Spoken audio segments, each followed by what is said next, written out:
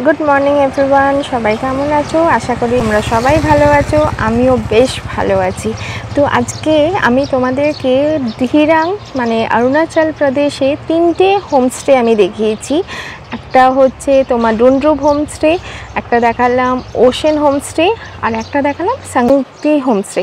নাও এবার তোমরা ভাববে বাবা 3টে নিয়ে আমরা করবোটা কি? আমরা তো পুরো কনফিউজ, তাই না? 3টে হলে মানুষের যেটা হয়, যখন বেশি মানুষ থাকে তখন মানুষ কনফিউজড হয়ে যায় যে কোনটা ভালো, মানে কোনটার দিকে যাওয়া যায়।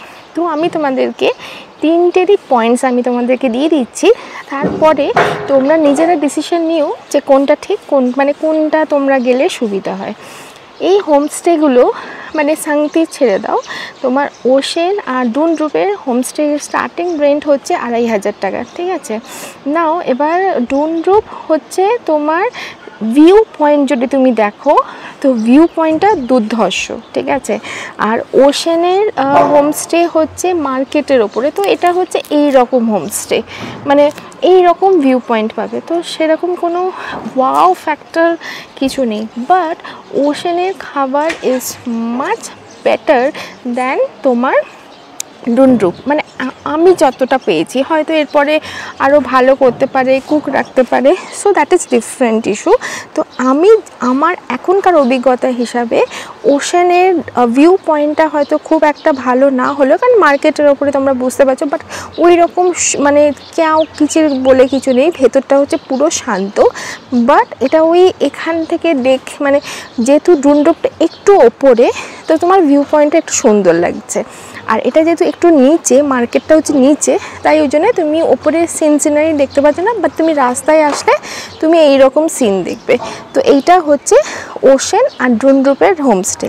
আর সাংতি হোমস্টে যেটা, সেটা তো আর কিছু বলারই নেই, কারণ ওটা রিভারের মাঝখান থেকে, মানে তোমার if you go by scenery, তো ওইটা হচ্ছে ওয়াও ফ্যাক্টর, ঠিক আছে? যেমন সিন তেমন তোমার খাওয়া দাওয়া বলো, মানে ওখানকার লিভিং এনভায়রনমেন্টটা বলো, জাস্ট ওয়াও। মানে তুমি কাপলরা যদি আসতে চাও, ওয়াইফকে নিয়ে আসতে চাও, তো মানে যদি তোমরা ওয়াইফকে করতেও গিফট দিতে চাও, মানে একটা আলাদা হয় না, একটা দিন স্পেশাল ডে দিতে চাও, তো you always go with Sangti homestay. Sangti হোমস্টের সাথে তুমি ডুনড্রুপ আর ওশেনের কোনো ডিফারেন্স পাবে না, কারণ তোমরা ভিডিওটা দেখে নিও, তাহলেই বুঝে যাবে কেন আমি সাংতিকে আমি মানে ওয়াও ফ্যাক্টর বলছি। বাট হ্যাঁ, সাংতি হোমস্টের কস্টিং হচ্ছে মাচ কস্টলি দ্যান এইটা, কারণ সাংতি হোমস্টে স্টার্টিং হচ্ছে, টেন্টগুলো শুরু হচ্ছে 3000, আর কটেজ শুরু হচ্ছে 4500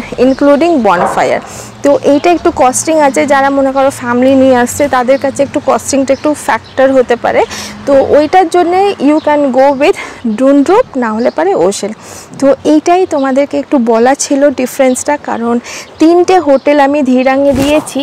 তো এবার তোমরা হয়তো কনফিউজড হয়ে যাবে যে 3টে হোটেল নিয়ে কোনটা বেটার হবে। সো আমি ওই জন্যে তোমাদেরকে আমি ডিফারেন্সটা দিয়ে দিলাম। এবার তোমরা যখন আসবে তোমরা নিজেরা ডিসিশন নিতে পারো, বাট এইরকমই না যে এই 3টে হোটেলেই আসতে পারো, তোমরা যদি আরও ভালো পাও তোমরা সেটাও চুজ করতে পারো। তো কে কোথায় যাচ্ছ, মানে যখন আসছো আমাকেও একটু শেয়ার করো, তাহলে আমি যদি নেক্সট টাইম যদি কখনো আসি, তাহলে পরে আমি তোমাদের ওই আইডিয়াসগুলোও নিয়ে আসতে পারবো। চলো তাহলে, টিল দেন টাটা।